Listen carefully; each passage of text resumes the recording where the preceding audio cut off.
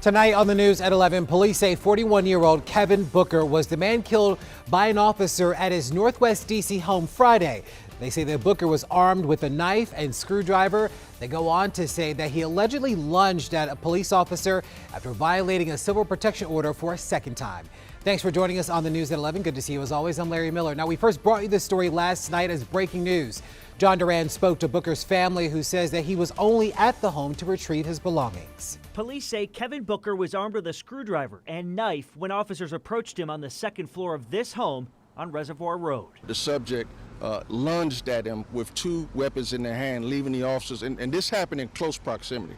I mean, within feet of each other, leaving the officer no option other than defend himself by using his fire. Police were called here for the second time in 2 days after Booker allegedly violated a protection order.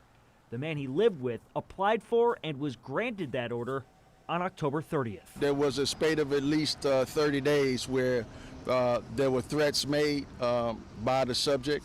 The subject assaulted him and threatened to use a dangerous weapon against the tenant. And so all of this led up to the tenant finally going to get a civil protection order to protect himself. Thursday morning, D.C. police say they arrested Booker for violating that protection order.